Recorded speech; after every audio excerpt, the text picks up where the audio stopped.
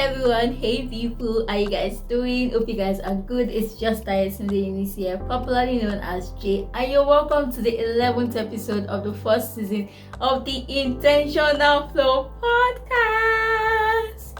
We are doing it. We're doing it. Okay, so first things first, I think a lot of us forget that this is a podcast, which means there's an audio version. So while I appreciate you guys watching the video and catching all the juice by Juget, I would also appreciate you guys listening to it. So on your way to work, while you are doing chores, while you are busy, Juget, just let it play in the background. Trust me, as you are listening to, something will stick out to you. Anyways, let's just jump right into today's episode, shall we?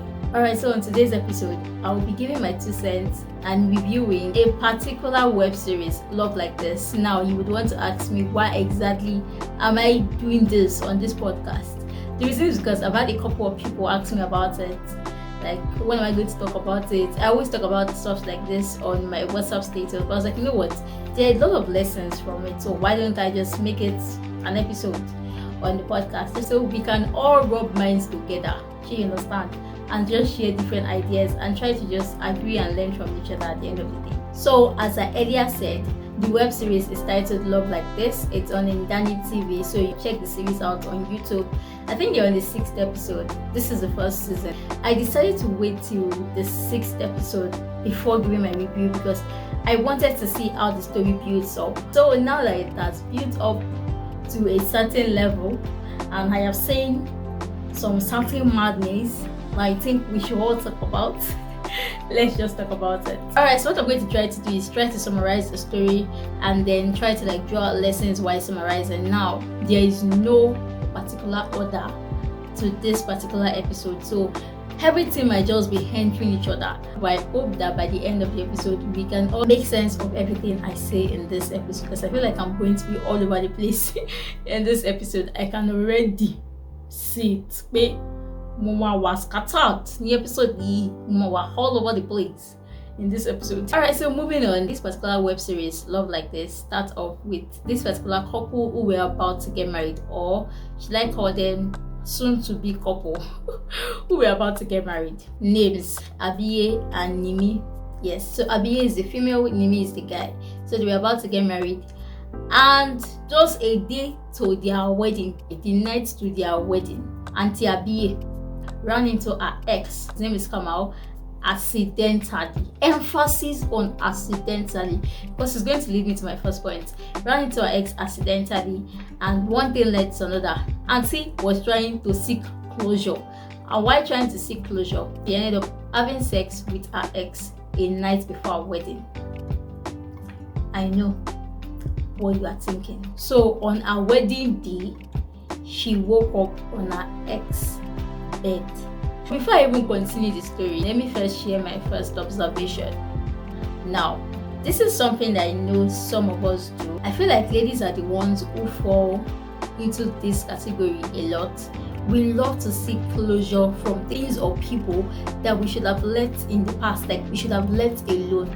Someone opts out of your life with no excuse, no explanation, nothing, probably blocked you on all social media platforms, and then years after, when you've moved on with your life, the person pops up and shows up out of nowhere when you are about to take a very big step, and then you use closure to destroy something that should have just been a great thing for you.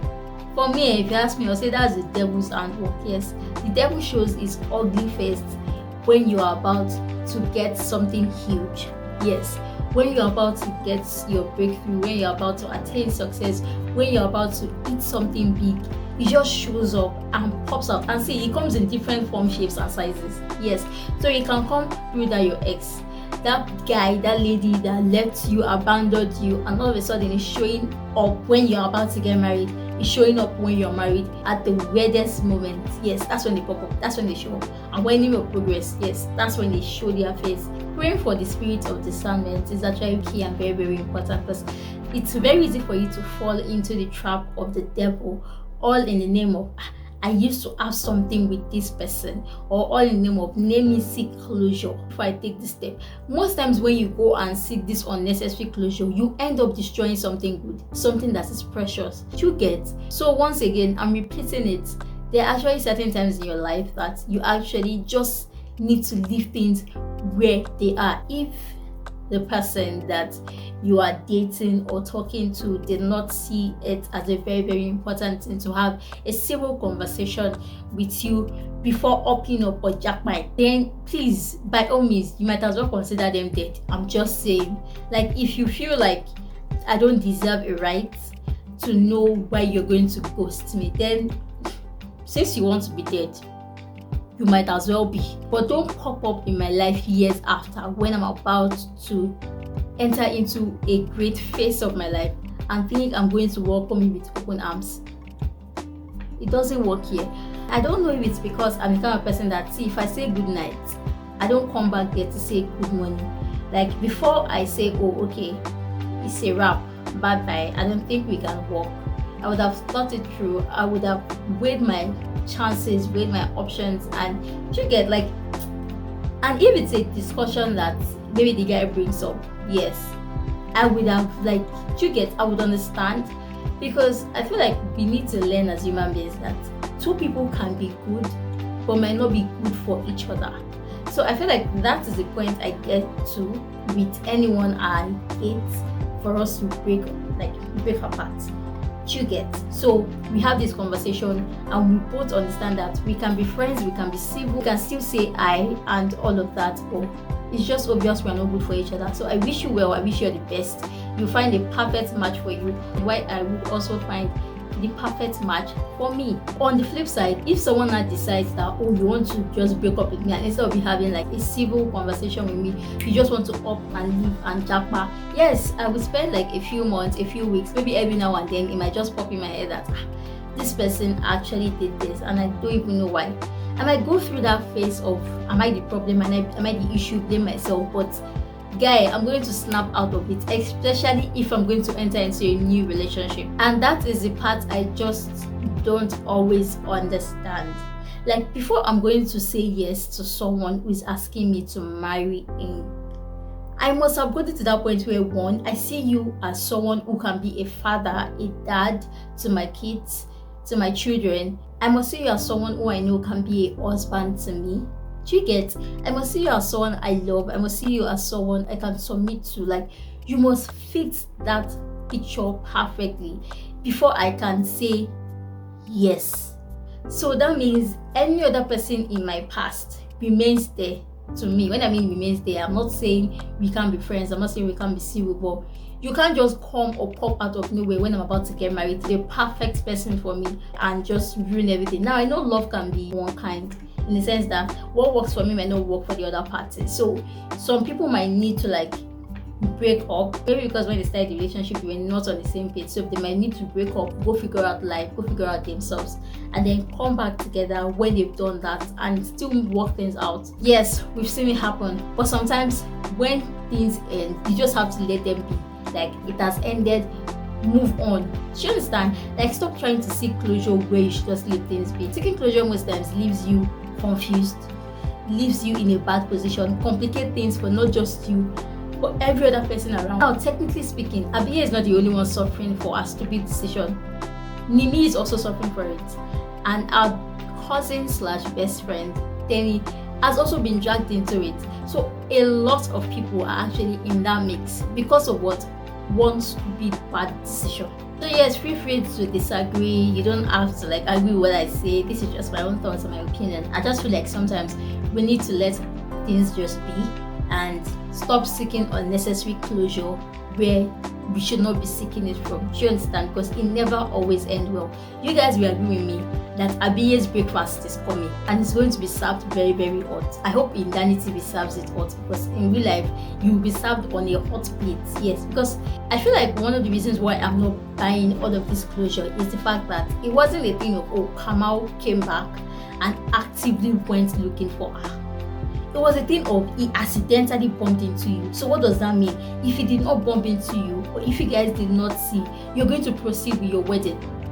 Except Abi wants to tell me that she has had her doubts and she wasn't even sure that Nimi is the right person for her, which I think is the case, because right now from the last episode where she was talking to Tenny, her cousin slash best friend, she was saying she only wants Nimi to be happy. And I'm like, no, before I say yes to a guy, you must be someone that I know I cannot do without, someone I really want to be part of my life, to be part of my future, to be part of my family. Do you understand? Like, I must see you in that light. So no, I'm not going to make a terrible mistake a night to my wedding and just jump on somebody just because I had history with the person. Like, it's history, let it remain there. Can we forge ahead, move forward? Do you understand? Abi is coming off as someone who actually never really loved Nimi. Like, seemed like the love was one-sided. Nimi actually truly loved her, because I don't think you will love someone and you commit a mistake and you won't want them again. Like, all you want is for them to be happy. I don't know if you guys understand me. Like, if you truly love someone, that you got to the point where you guys are about to get married, it will not be easy for you to go back to somebody in your past now, except you actually had doubts. Back to what I was saying, closure, dead it. Stop looking for closure where you should have just let things slide. Alright, so moving on to other characters. So there's Tenny. Now, Tenny is not my favorite character in the series, even though she appears to be the favorite character of a lot of people, and I will tell you why. Auntie made a very silly mistake that I find really disgusting and annoying. So because you and your friends are playing truth or dare during the bridal shower, you were dead to go and maybe get condoms from a guy or something. I don't even know how it played out. But basically, how do you run to a couple? Like, you see the guy and the lady together and you go straight to the guy and start asking the guy for condom. I'm trying to think of it happening in a real life scenario. I know people that watch the series will come at me with, but she tried to make it right. She tried to make it right doesn't mean it is okay in the first place, and that's my issue with it. It is not okay in the first place. What happened to taking excuse from the lady and like, oh please, you guys should just play along, blah blah blah blah blah, or something like that? Or if it did not even both that, oh, let me take excuse. Oh, after the whole thing, at that moment, maybe you ask and you see that everything has just gone a wire. The next thing you should have done is, oh, I'm very, very sorry, we're just playing a game and I just wanted to plan and just move on. You get? But no, you allowed the girlfriend of the guy to vex and just basically escalate something in a relationship that was even having a problem. I understand the idea behind bridal showers, bachelorette party, bachelor's party, and all of that. I understand the concept and the idea behind it, but I don't understand why it always has to be wild. Like, I don't understand why we have to do crazy things a night before our wedding. See, I want to believe that while you are dating someone, while you're in courtship with someone, while you are engaged to someone, while you're married to someone, it means you guys are official. That means every other baggages, which includes every other opposite sex, should remain. Like, there should be boundaries, basically. So you're not skipping around, you're not flirting around, you're not fornicating, you're not, you get. So if you're not doing all of that, like you stayed committed to this person, you stayed faithful to this person, why then would I take a night before I go into the thing full time? Why will I spend a night ruining everything? Why would I jeopardize everything, all the years I've spent with this person, in one night? Like, I don't understand the crazy things and the wild things that happen at bachelorette and bachelor's party. Why? Like, why do we have to throw caution to the wind a night before our wedding, all in the name of having fun for the last time? I mean, when you get married, you're not throwing off your single friends. You guys are still friends. You guys can still hang out and relate together and all of that. Do you get? It's not like someone is dying. So why do I have to just go crazy a night before my wedding? I don't understand it. Like, I understand the concept of bachelorette and bachelor. You're not celebrating the fact that this person is crossing over to another phase of life. I understand, I get that. But why can't the bachelorette and bachelor's party happen at the same place at the same time? Like I said, these are just my thoughts and my opinion. So feel free to disagree and just share your thoughts and your opinion in the comment section. But I would actually want to believe that if I'm going to say yes to a guy, I always want to have you around. And your friends will be my friends will be your friends. So why can't all the friends come together in a place with both of us? I can see where the bride will be I'm sure guys don't really care for the old decoration and anything. Whatever you decorate it with, they'll be fine. Do you understand? All they want to do is just spend time together and hang out and all of that. So it can still be the way you want it to be. I just don't get why it has to be wild and crazy. I don't get it. Like, I would want myself and my partner to be together at the same place. Let his friends, let my friends come together. Let's celebrate love together. Let's celebrate this big moment together. Let's cross over into the marriage or the wedding phase together if that's the idea. Do you get? Let's play games together. Let's enjoy the time together. Why does it have to be wild and crazy? I've come to learn that most bachelor and bachelorette party ends up being the start of the end of a marriage that's not started, if you understand what I mean. So you do things on that night that ends up affecting you in future, or you do things on that night that makes it impossible for you to get married the next day. Do you understand? Like, you make silly mistakes just in one night of careless fun. Do you get? I'll never understand it, but you guys can make it make sense to me in the comment section. Alright, so the next couple I'm going to talk about is Maka and Remy. Now, Maka and Remy is actually friends of Nimi.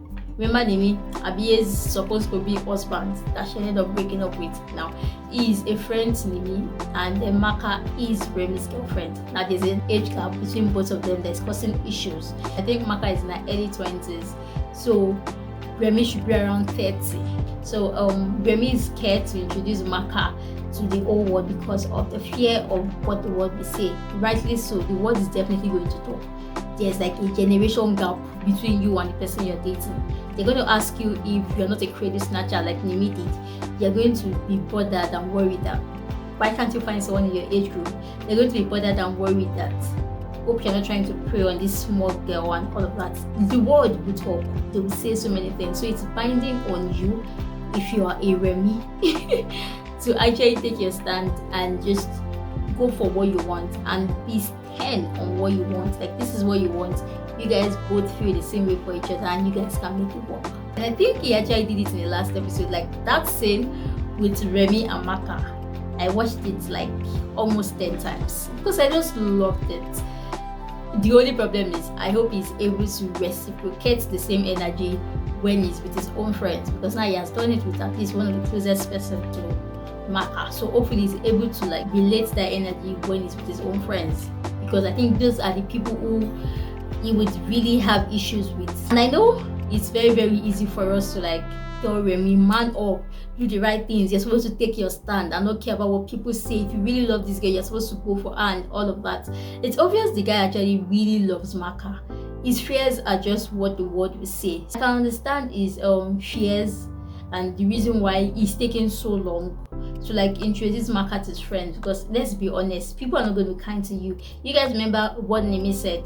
Nimi actually called him a credit snatcher, if I'm correct. Him not caring about what the world is going to say is more like him shutting himself off from everyone that will matter to him. He's going to have to contend with his family members.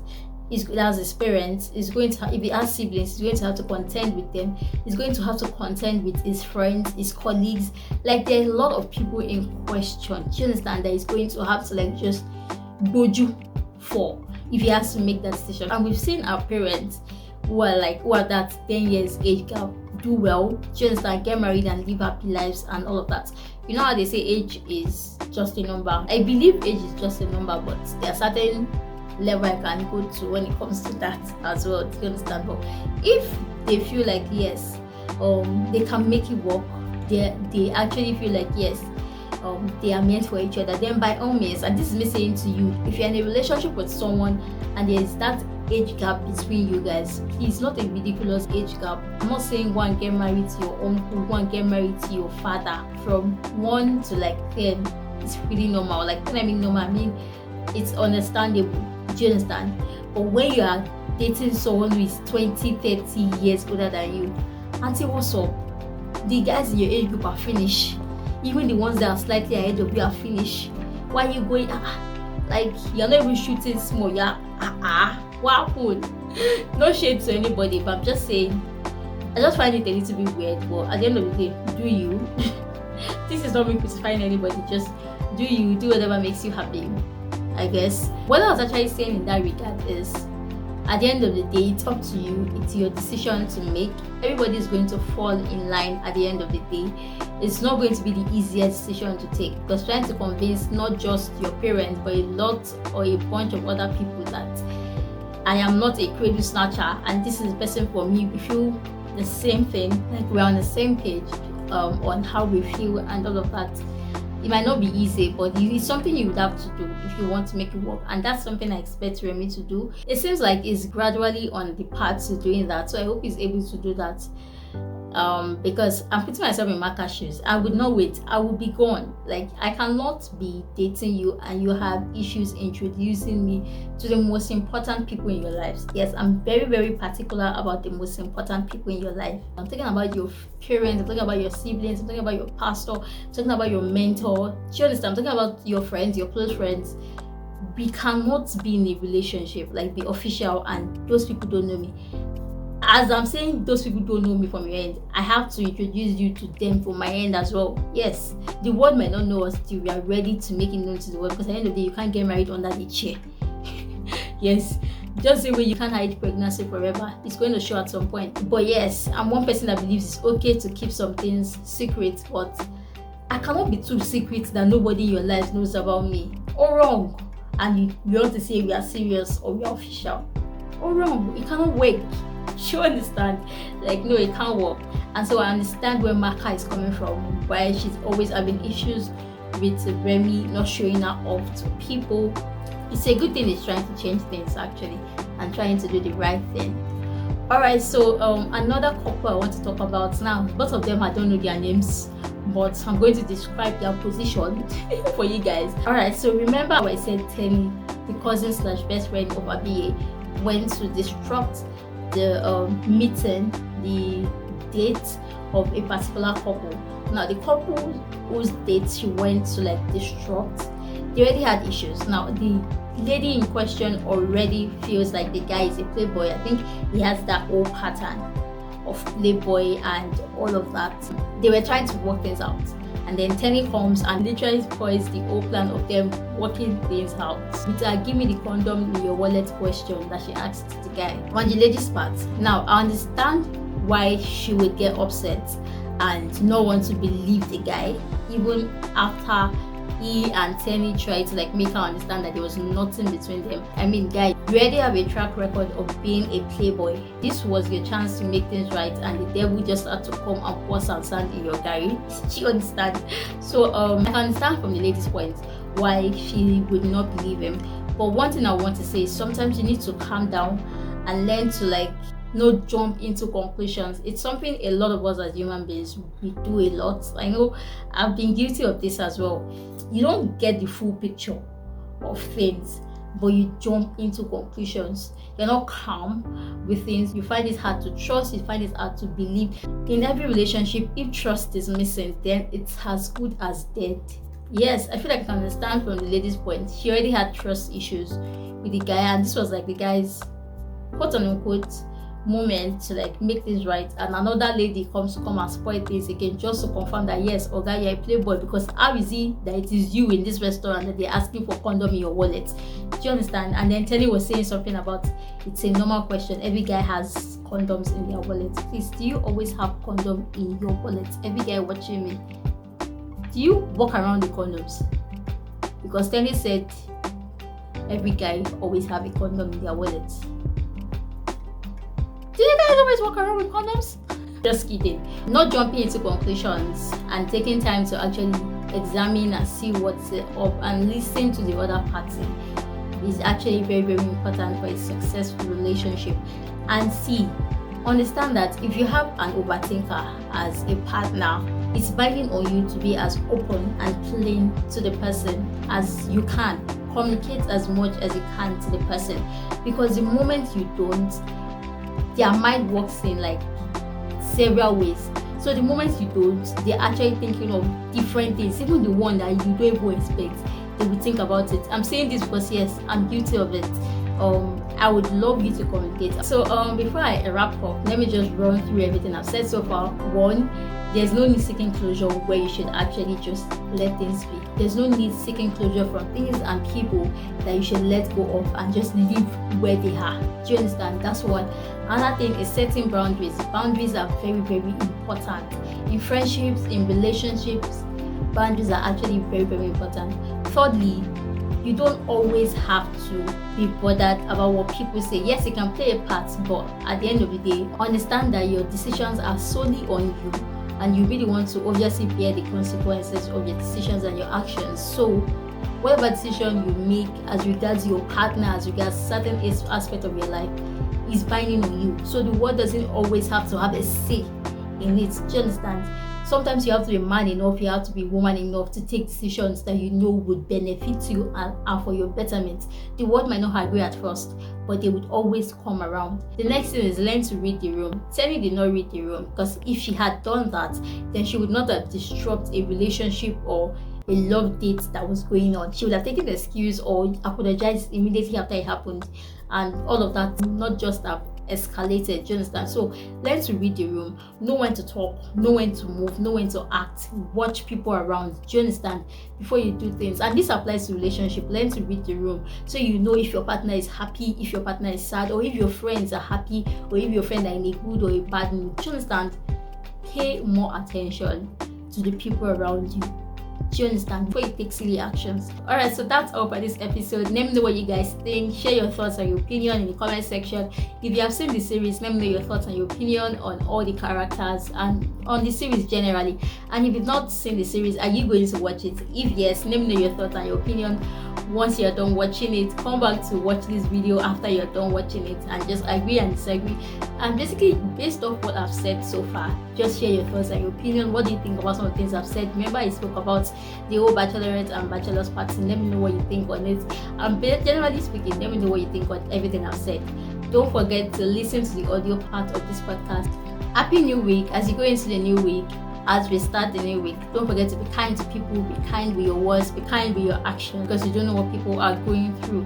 If you don't have anything sensible or reasonable to say, my brother, my sister, just zip it, just shut up. Life is not that hard. Alright, so don't forget to give this video a thumbs up, don't forget to comment, don't forget to subscribe, don't forget to share. Someone else might need it, and I'll see you guys on the next episode.